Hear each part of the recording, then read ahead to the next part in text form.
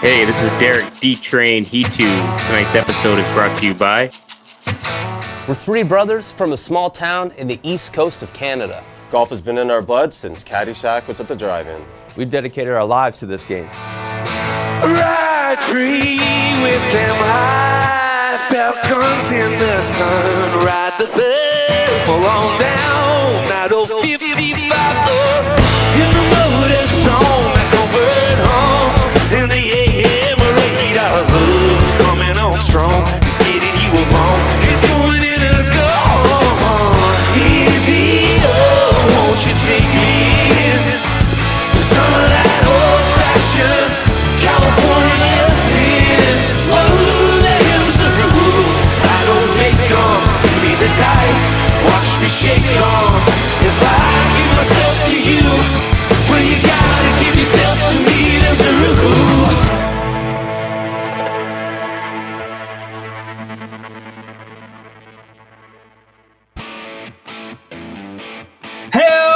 Welcome back to the Blue Line Hockey Club, folks. We got another exciting episode of the Blue Line Hockey Club. We got all the usual suspects sitting in the house with us tonight. We have our producer, Patrick Uncle Lardy Sullivan. What's up, Patrick? Aloha. And our local nerd on staff, our IT guy, Robbie Pete Peters. What's up, Pete? Hey, how you mama now? And the all-around sports guru, Derek D-Train He2. What's up, D-Train?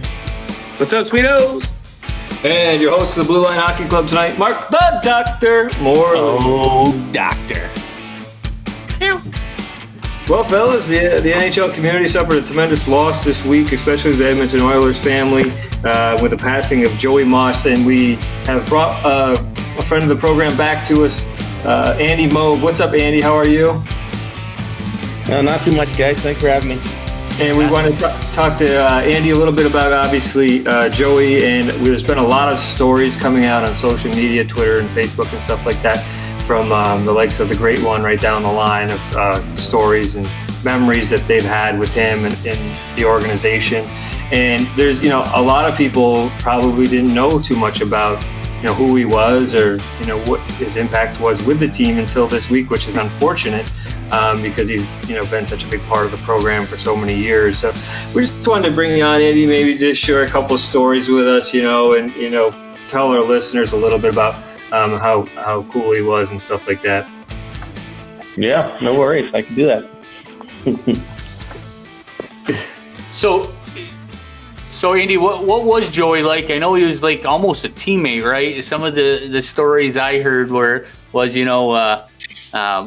if he came in the morning and the locker room was all messy or your laundry bag was in shambles, he'd let you know. And then even some guys said that they went on their first date with their wives and they brought Joey along. It just sounds like he was just part of the team. I know you can probably elaborate on it that Wayne Gretzky brought him into the organization, but a lot of players, former players and current players, when they consider themselves an Edmonton Oiler, they think about Joey Moss right off the bat. And so tell our listeners a little bit about Joey. Well, I think it's understated to say that he was a fixture there, and it really did have a bit of a humble beginning.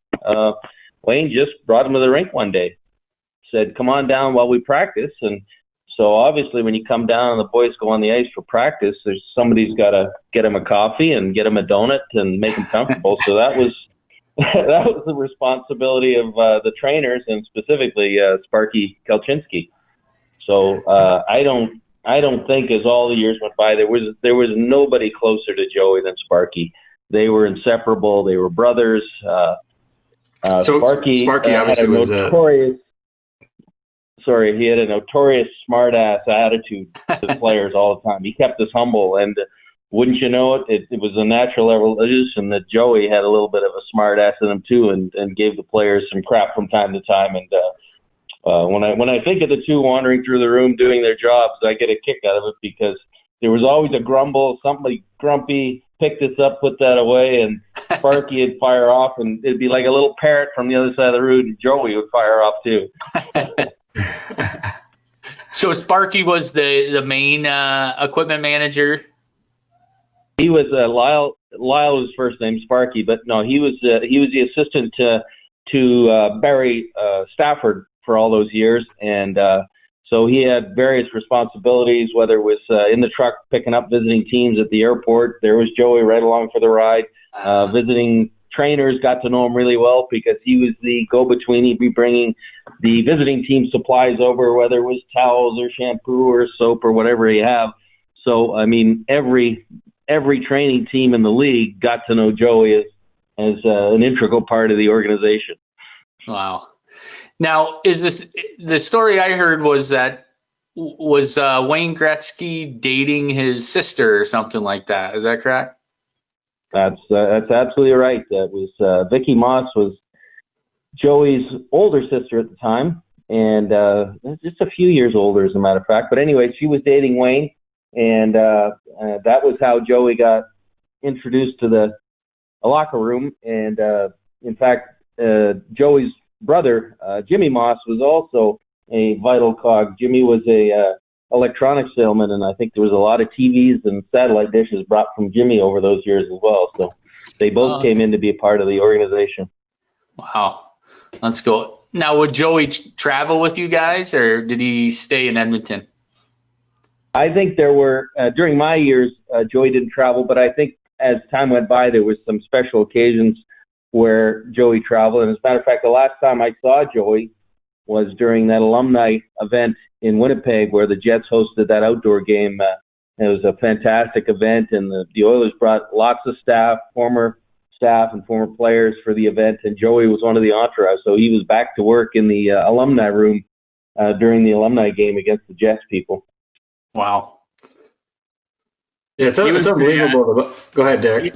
Well, yeah, Andy, his one of his favorite things that I read anyways was that he loved when that national anthem was played. Did you ever witness that part of it or no?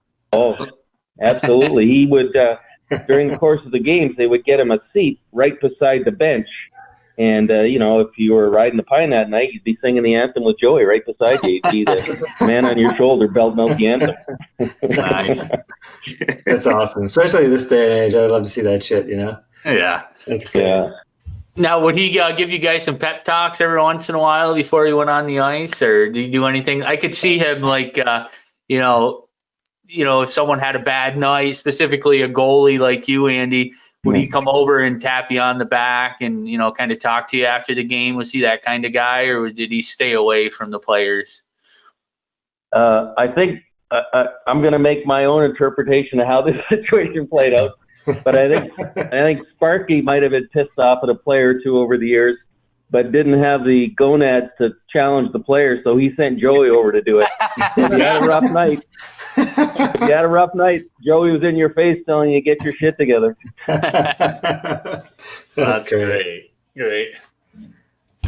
Perfect. So, Andy, would you thanks for sharing those stories. It's that's something that we, obviously been thinking about, and as an Edmonton Oiler and what you did out there, who better to talk about Joey than you?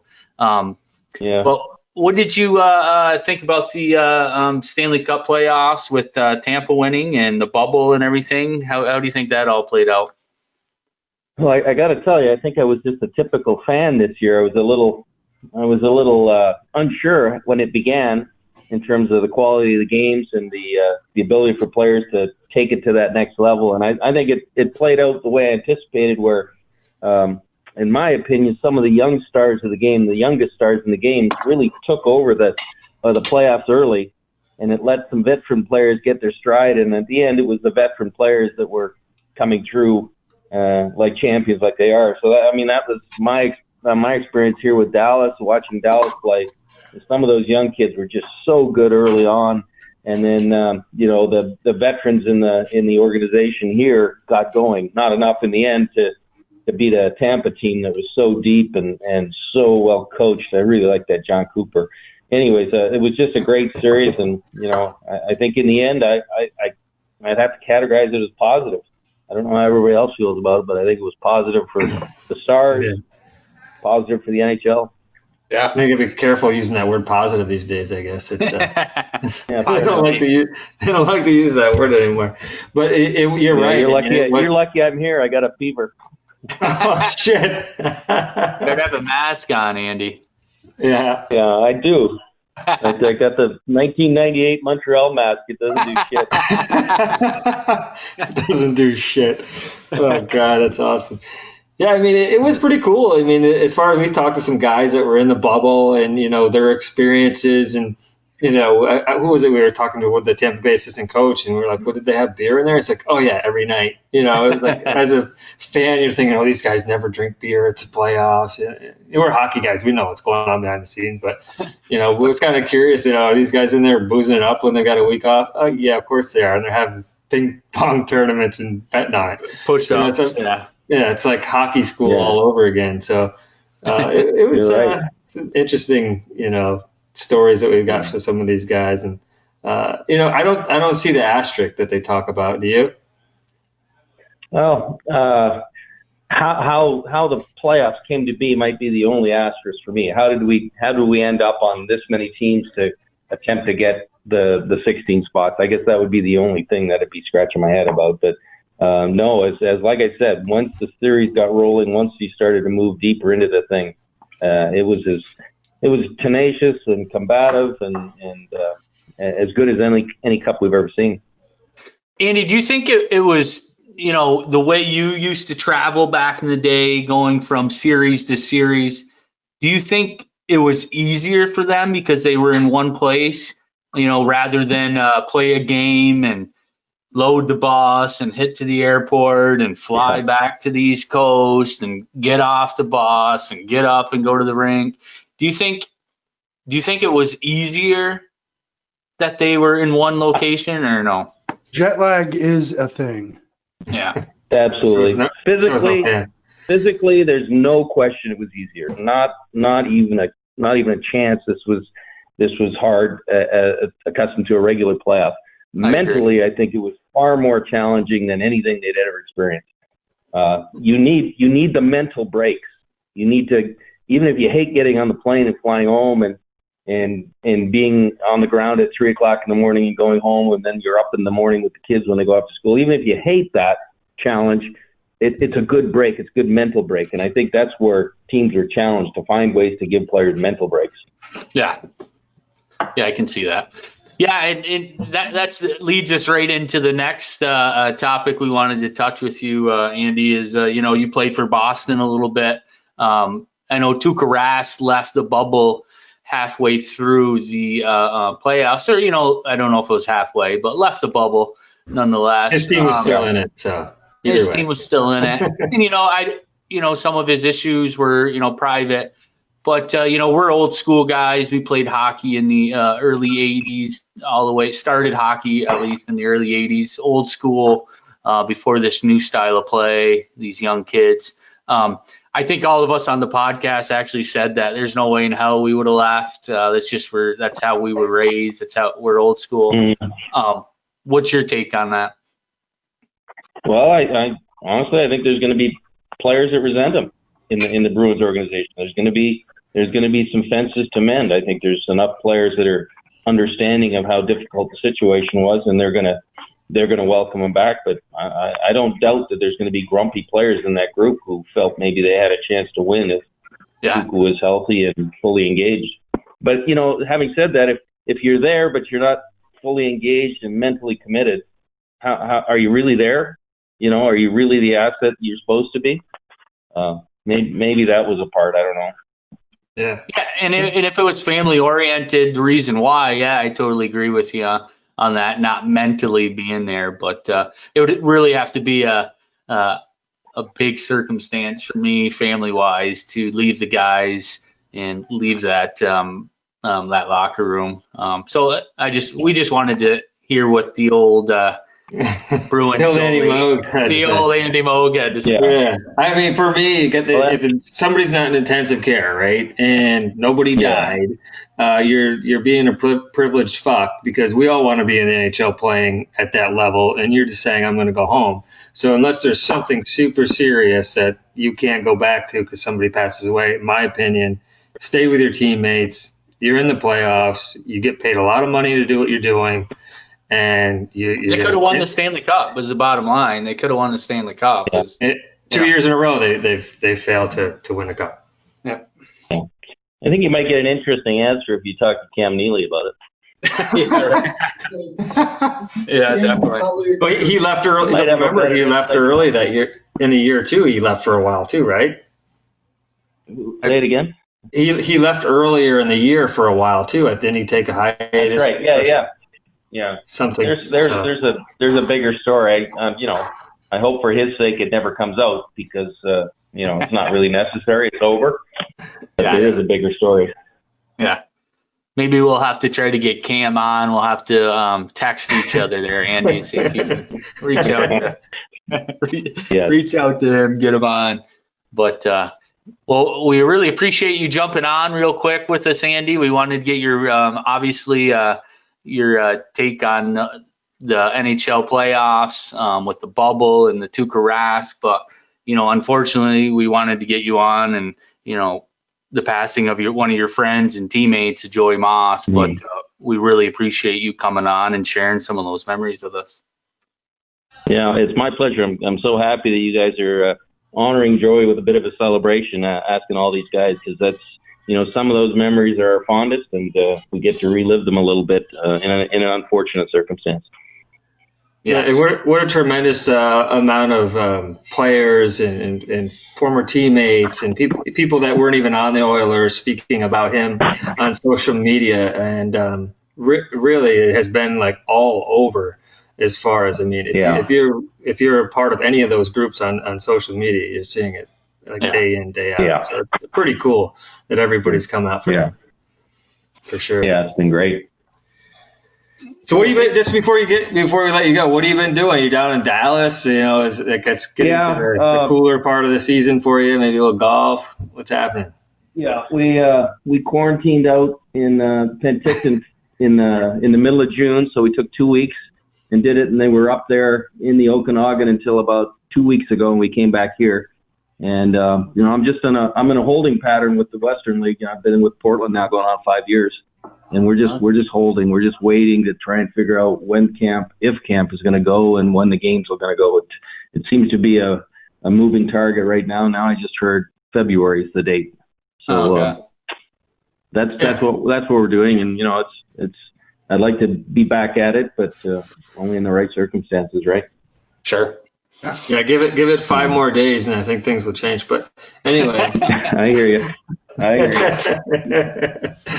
Yeah, so we appreciate you coming on, Andy. It's always a pleasure to have you on the show, and hopefully you can come on, chat with us again sometime soon. Anytime, guys. My pleasure. All right, Andy. Thanks. Take care, buddy. Take it, sir. See you later. Hey, this is Derek D-Train He2. Tonight's episode is brought to you by...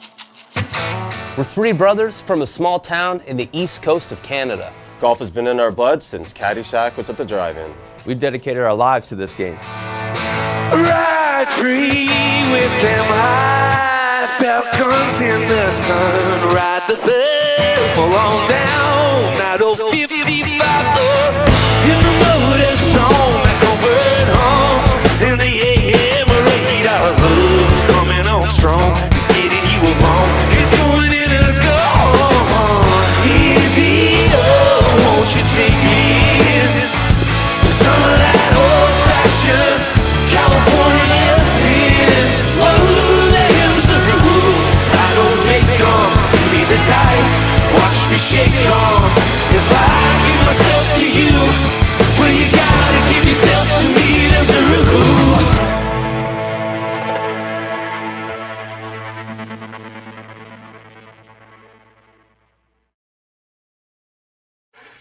All right, boys, we have some NHL stuff to talk about, and tonight's NHL news is brought to you by Dormy Head Covers. So if you need to cover your wood, use a Dormy head cover because they have some of the best head covers in the business. If you haven't seen them, check out their website. Robbie, what's their website? You can shout that out for all of our listeners out there.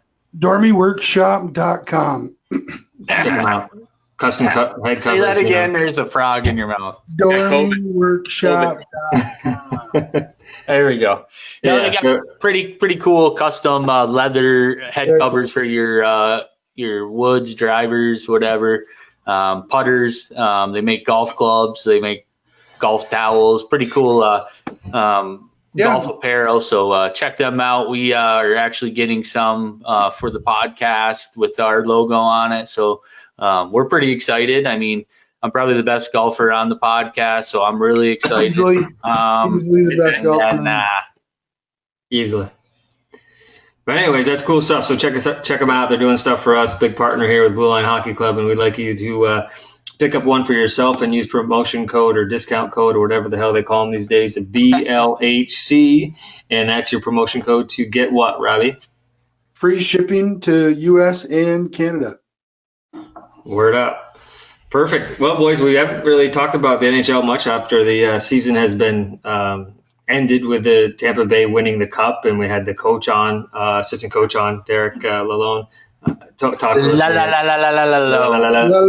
to us a little bit about his experiences with the Cup, and the one thing that I wanted to bring up, you guys can each. We're just going to do one thing around the horn here tonight. I was interested in the Toronto Maple Leafs and what they've done with their bargain shopping. They went to TJ Maxx for a couple weeks, really. And they picked up fucking Jumbo Joe and Bogosian from Tampa. So Bogosian, was rented out to Tampa from Buffalo and won a Cup, and now he's going to Toronto, and both him and Joe Thornton are looking for that Cup, right? So he's now in another situation with another team to possibly win another Cup. How awesome would that be for Bogosian if he wins a Cup up in Toronto? Yeah, pretty cool, right? I mean, the parallel for me, talking about Derek Lalonde and the Tampa Bay Lightning. It strikes me as, with Toronto losing so early, maybe next year we'll see the rise of the Maple Leafs, with the adding of Jumbo and Zach Bogosian. Yeah, I mean, I think it's great for them. $1 million. I think each guy gets $1 million for a year, right? So they're already right at the top of their salary cap. With all their forwards that they've signed for mega bucks. I think they've got 4 guys that get paid as much as some of the whole Ottawa Senators paid less than the top 4. Yeah. I heard Joe Thornton's over in Sweden playing hockey right now just to get ready, and some of the rumors were that he was willing to play for nothing. He signed for $700,000. I think he's made like 100, I don't know, tons of who knows, shit ton of money in the NHL, and he just wants to play until someone doesn't sign him anymore. So he just loves the game and wants to keep playing until I don't think he has that career where you want to go out with a bang, like go to the Stanley Cup and then whatever, I'll hang him up. It sounds good on paper. He doesn't give a fuck about that. He just wants to keep playing, play until he can. Yeah, I mean, the Cup is always the dream. Think that Thornton is more of an established player than Bogosian? I mean, Thornton signed a $700,000 contract and Bogosian signed $1 million contract. Doesn't make a lot of sense to me, to be honest with you. But well, do you hear Bogosian was offered more in Tampa? Yeah, which is weird to me. I think Thornton's just more of an established entity in the league. Yeah. Than Bogosian. It's just weird to see that he was paid less. You know what I mean, to go there. But like you say, I think Thornton's just looking at it like as an opportunity to win. Or possible opportunity to win. Anyway, and he's from there. Maple Leafs. I don't know. They're kind of I feel like they're like a cursed team in a way, but we'll see what happens going. It's like the Red Sox. That's a funny term, Derek, that you use, cursed team. I feel somewhat similar to that. Are you a Sabres fan, Rob? Well, I mean, they're the team that's in Canada, the holy grail of hockey. The Yankees. The Yankees of hockey.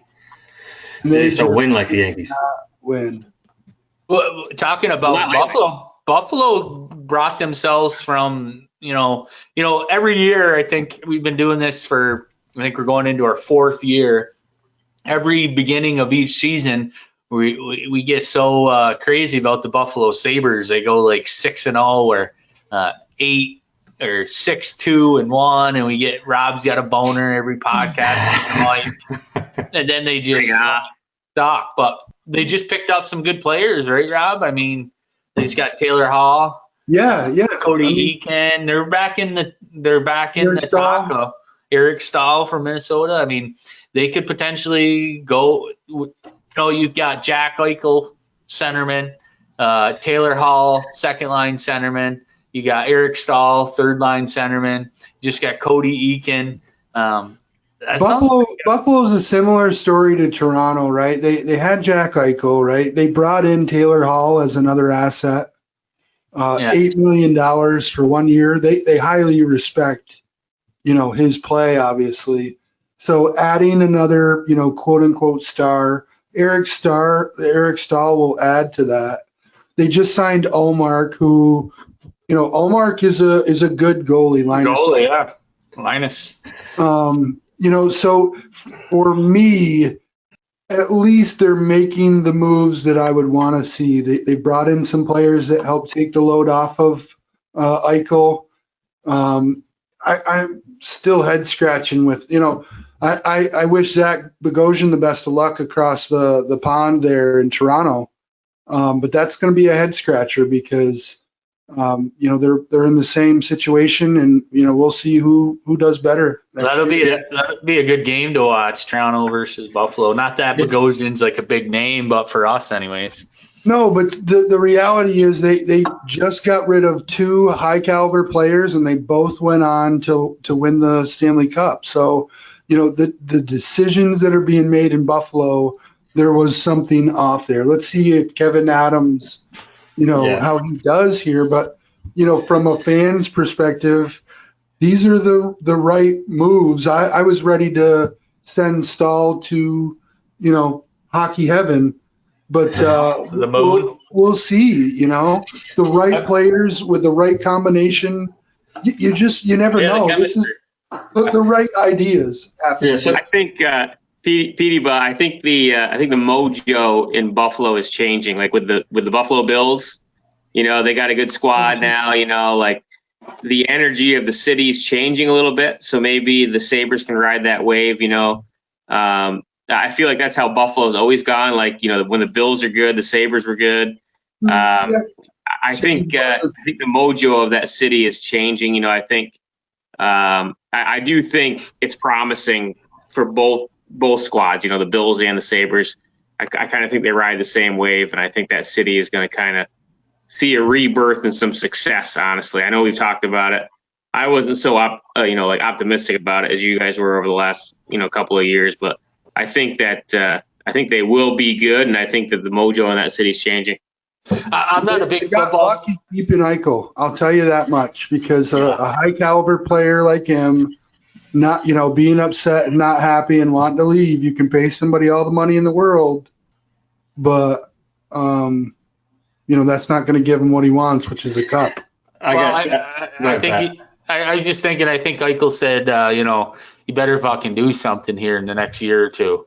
Yeah. Or else fucking I'm not playing or something. That's what I mean. But on to Derek's point, I'm not a big football fan. I never was.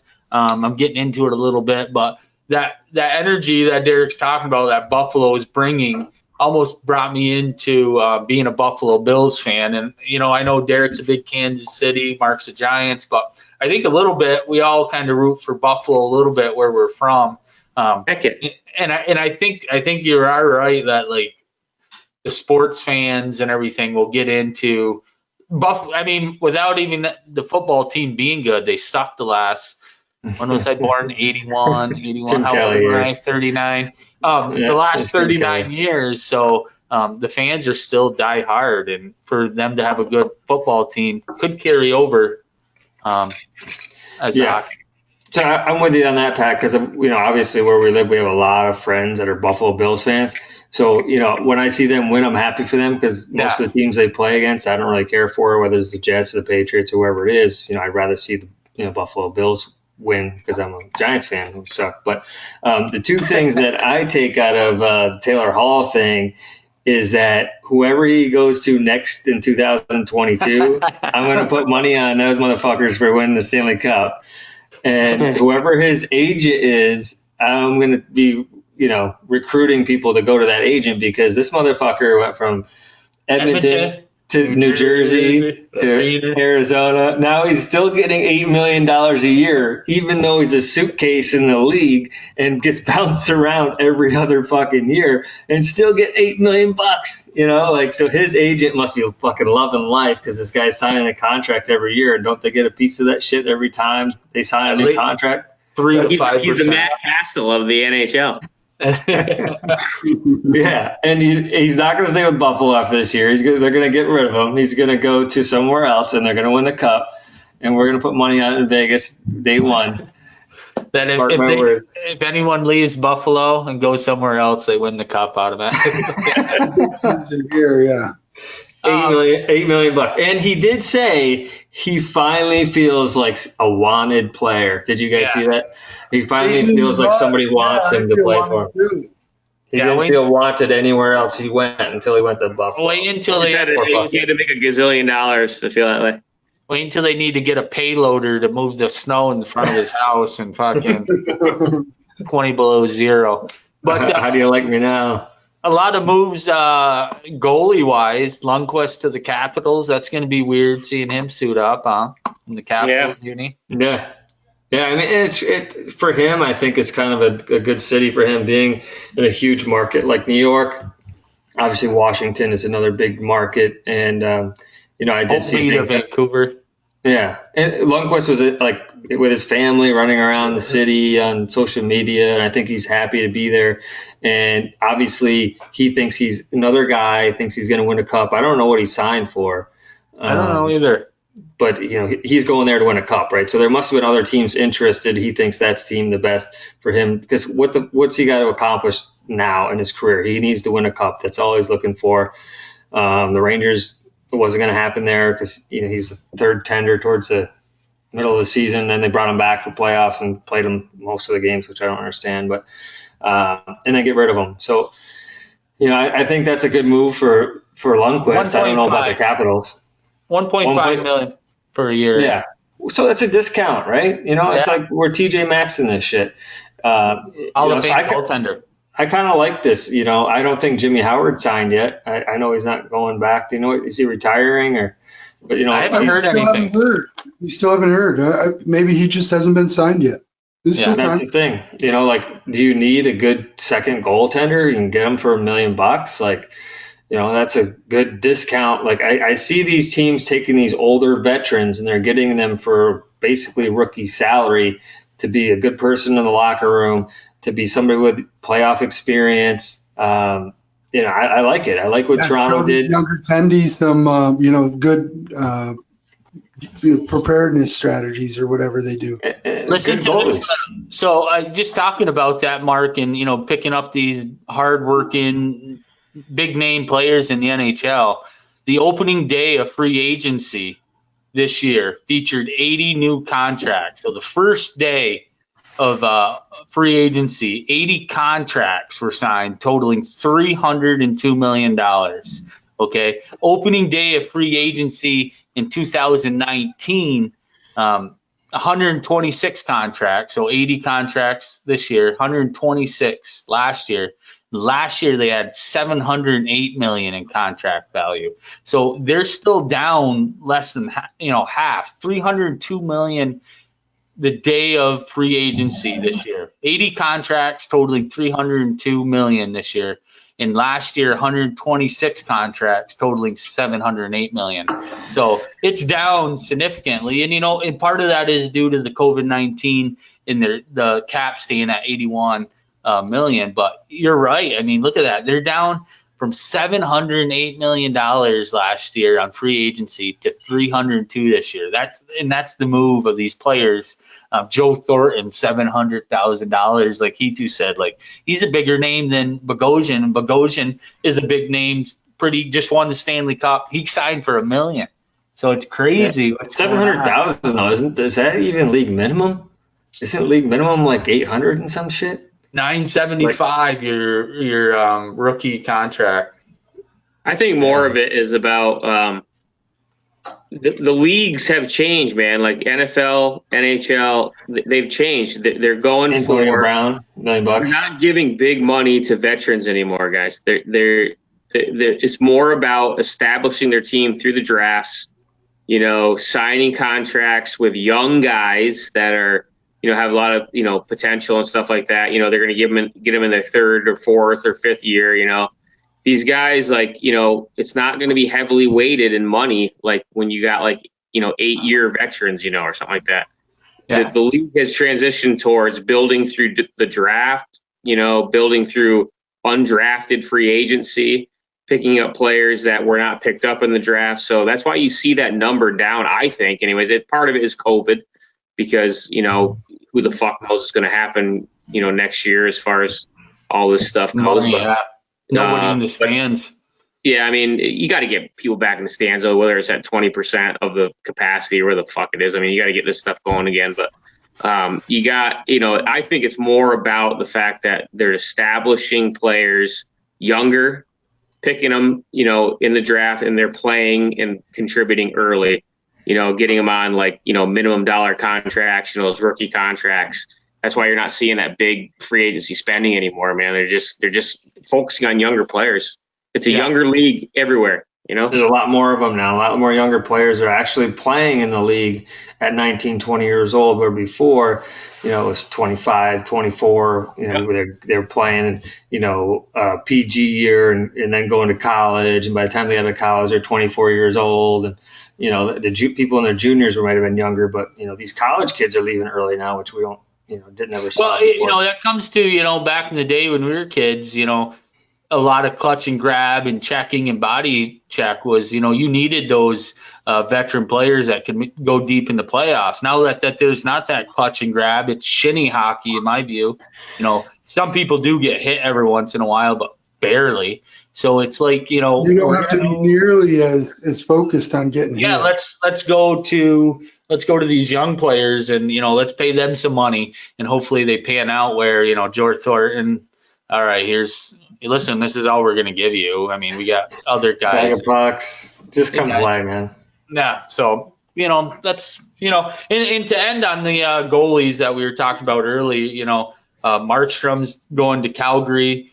Holtby went to Vancouver. Cam Talbot's now in Minnesota. So we got new goalie there. And Dubnyk, where'd Dubnyk go? San Jose. Corey Crawford's in Jersey now, so a lot of moves with the goalies. But I just tons of moves. You put Lundqvist in the mix there. I mean, I don't remember a season where that many goalies and number one goalies.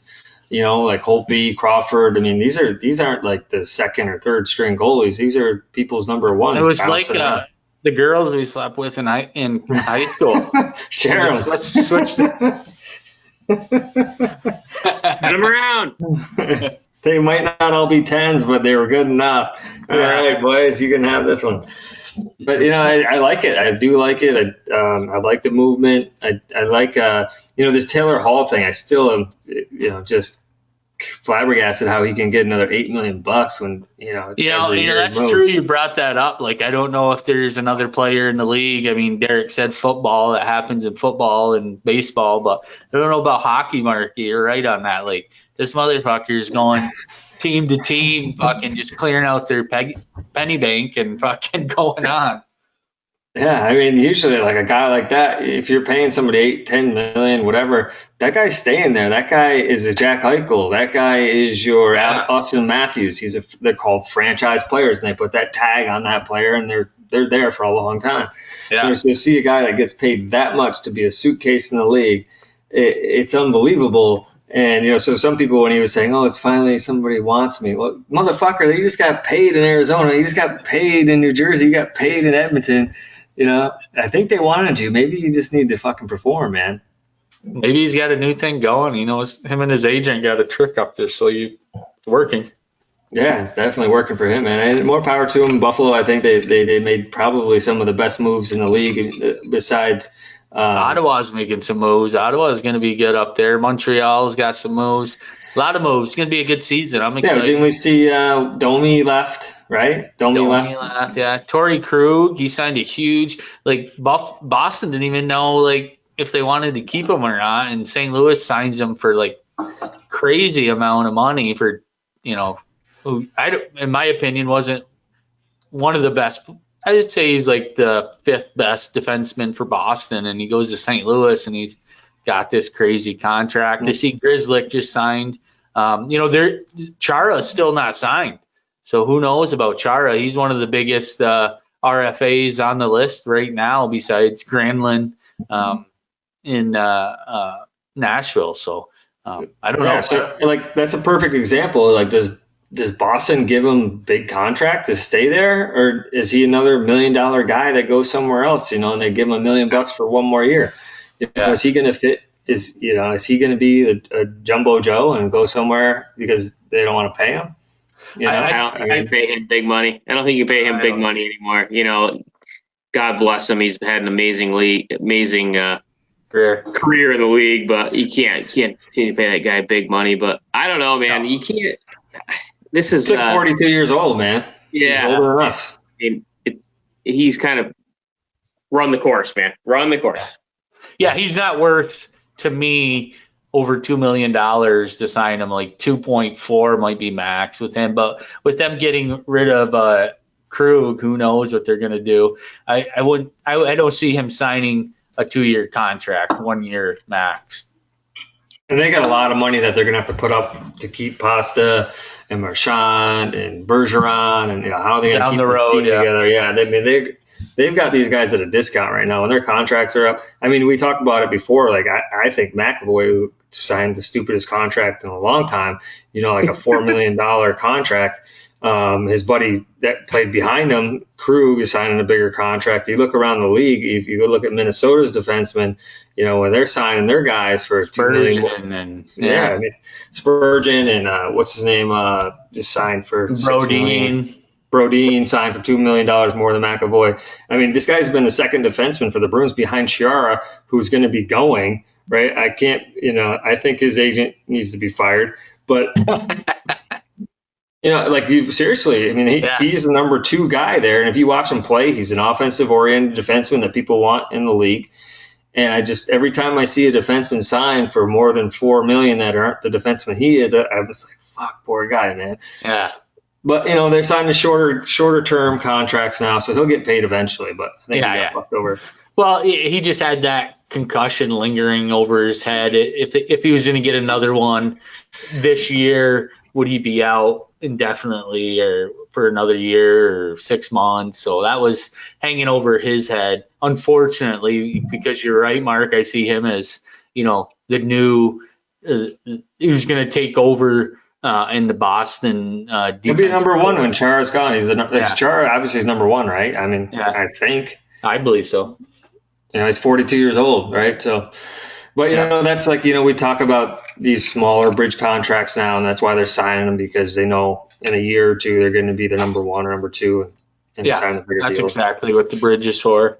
We haven't talked about Jordan Greenway, big friend of the program, obviously, and he signed his deal with Minnesota. We'll touch on that briefly just to, give him a shout out, wondering whether him and Dumba, obviously Dumba is just what's going on with him. He's still in Minnesota, but that was a big a month ago when we had him on the show. We didn't really bring it up with him, but it's good to see Jordan get a deal inked with the Minnesota Wild, and I think he got paid pretty well, and he's got an opportunity to prove himself because he's got a short-term contract. So I like that.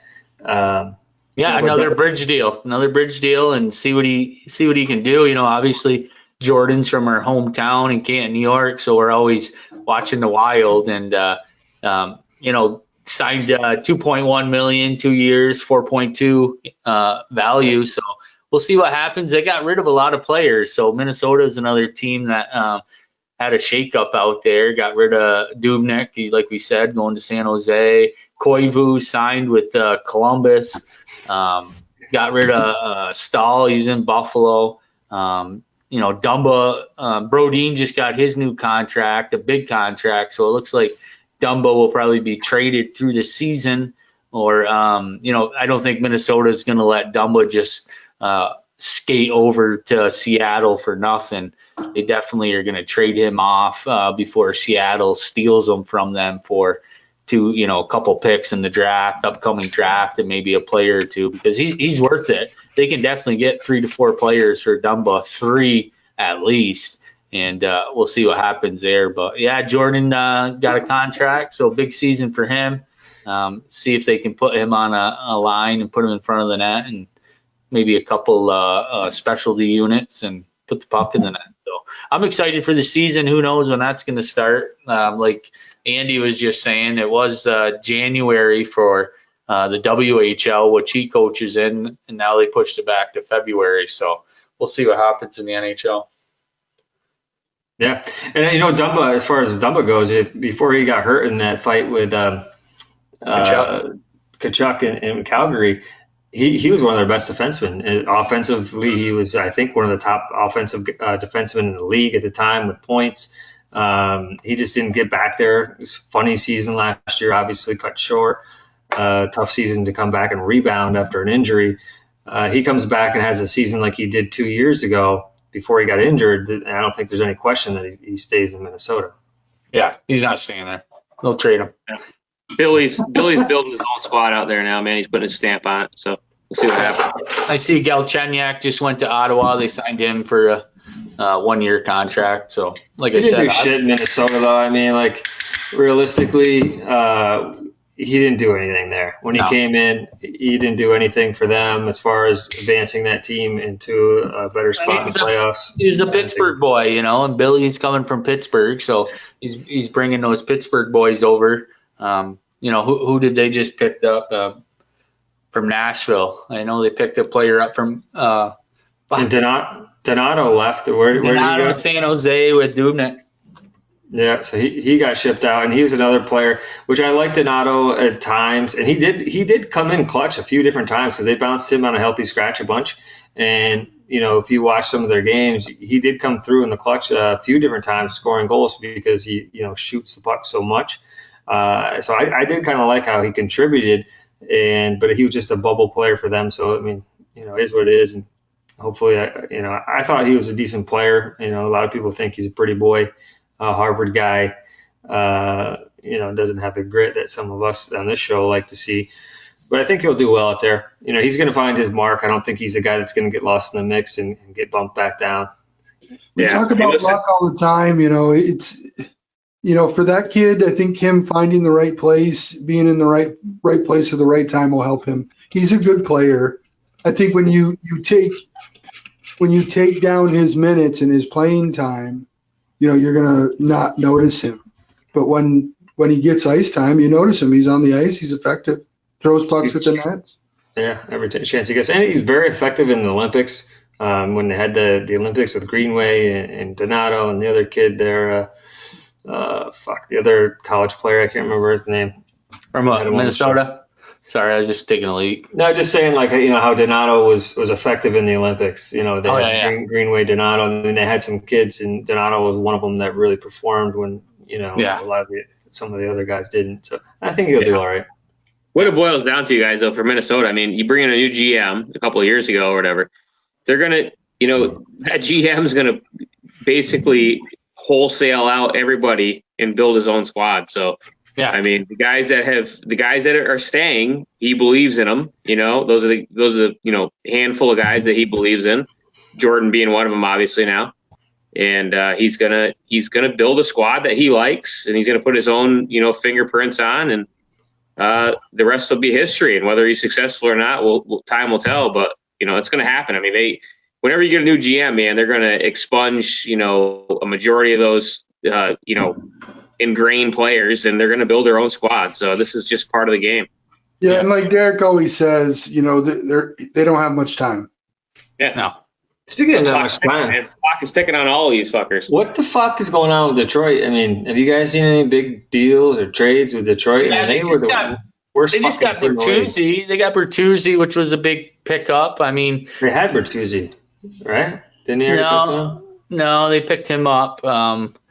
And they picked up a couple other guys. I mean, they're not going to be anything special. They're not like Ottawa or Buffalo, who's picked up some players who might, could potentially do something in the playoffs. But they're rebuilding. I mean, they got Yzerman, who's the GM now. Look what he did. Same coach, too.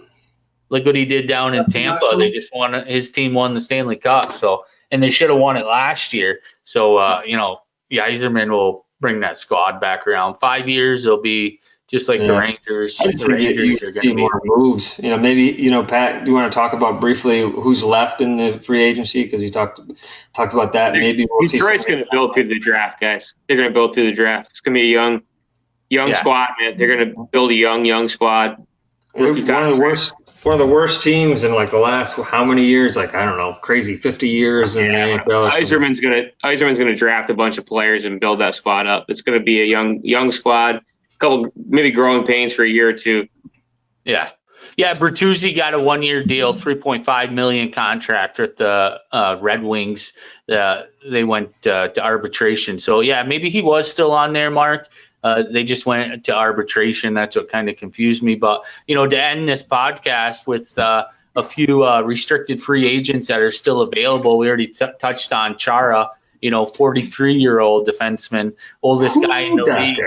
You know, still he's unsigned. You got Anthony Duclair, Ottawa Senators. You know, he's the right wing, scored 23 goals, 40 points in 66 games with the Senators last year. You know, so he's still available. Michael Granlund, you know, he went from the Wild to Nashville, so he's still unsigned. He scored 67 points in consecutive seasons with the Wild, but only scored 35 points in 79 games with Nashville. You got Eric Holla, Mike Hoffman down in Florida where you are, Mark. They haven't signed yet. Older guy, 37-year-old Kovalchuk. You know, played with the Capitals. He's unsigned. You got Fat Pat Maroon, Tampa Bay. You know, won the Stanley Cup his last 2 years. He's going to Maple Leafs, man. won 2 cups back to back. He's a RFA. No one signing him yet. Soderberg from the Coyotes, and right down here where Robbie and I are, Sammy Vatanen for the Carolina Hurricanes. You know, he played with the Devils last season before being sidelined, but he wasn't healthy all through the Hurricanes, but he's a proven top 4 defenseman for the Hurricanes. So a lot of free agency still out there, that unrestricted free agents that haven't signed. So we'll see what happens, but I think the two that stick out for me is Chara and Granlund. So we'll see what happens. Yeah, still a lot of time, I guess. I mean, I don't know when the deadline is because everything's all fucked up, but we'll still see some stuff. I would see Hoffman down in Florida maybe staying. They haven't made too many moves that I've seen anyway. You know, they got rid of Trocheck, which was a big void that they had to fill. Right here in Carolina, Trocheck. Yeah, I think he's a good player. I mean, he's a good player. Big pickup for Carolina. Yeah, I liked him. I mean, when I went to watch the Panthers game, they had his fucking picture all over the stadium like he was their franchise guy. He's good looking. You mean he's no man rocket like Lundqvist, but yeah, not too bad. So, boys, that was another good podcast. It's nice to have Andy Moog on, friend of the program, and you know, have him on talk about Joey Mosh out in the Oiler country. You know, it's kind of cool to see these stories. You know, like we had our managers in high school. 69. Yeah, Pete Carvel and the guys that, you know, that they might have had their own issues, but everybody, you know, loved them as far as you know, being part of the team, right? You know, they could never be participants in the sport because of their mental, just whatever you call it, illnesses, disabilities, but to keep them involved and give them an opportunity to be involved with the guys was awesome. Great, even with our teams that we were on, and you know, that I'm sure that's the same kind of feeling that the people with the Oilers had. Obviously, he's never going to play in the NHL, but he's a special person to them. And, you know, what he brought to, you know, some fun. And I'm sure there was some fun and enjoyment to have him in the locker room. Oh, for sure. And to lighten the mood, you know. So that's pretty cool to see. I mean, everything I look at, you know, you look at Twitter feed and how much he comes up. You know, it's too bad that shit, you know, doesn't come up until they pass away. But, you know, now you're seeing how much support he really had. It's pretty cool. He got, I think he got inducted into the Hall of Fame in Canada. for equipment manager. Yeah, something like that. Hall of Fame out there in Edmonton, whatever. Very cool. He was also involved with the, Football. the Edmonton, football team too. So, and he won like the 7th man award, I think, in hockey, in the NHL, which was a big deal to him. I know, special guy, man. It is interesting, like you say, Mark. I mean, it's just there's so many like underlying things that you don't see about professional sports, amateur sports, people that contribute that you just would never even think of. And he was a big part of the Edmonton Oilers organization. And it's really neat to hear his story. So it's great, man. Yeah, like you said, lighten the load of the team. Like everyone's all making hundreds of millions of dollars, and then you got Joey walking in the locker room handing a comb to your captain because his hair's messy, and that just lightens the load. So telling you to get your shit together. Yeah, and you're like, come on, man, right? But it's good fun. Yeah, definitely, for sure. Let's just bring it up to Dormy head covers again.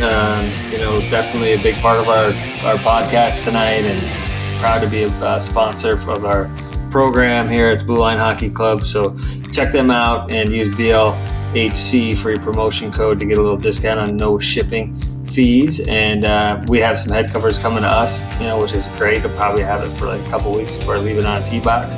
But I just lost the T cover last week, unfortunately. So maybe they can make one for yours then. We'll have to put like the strings on them like they did back in your minute. Right. Clip them in the bag. That's for sure. But good podcast. Good to have Andy Moog on, and it's nice to see these guys come on multiple times onto the program. It gives us some good positivity that we're doing things right around here. All right, boys, it's been another fun one. Until next time, keep your stick on the ice. See ya. Bill. Oh, doctor. Keep your head up.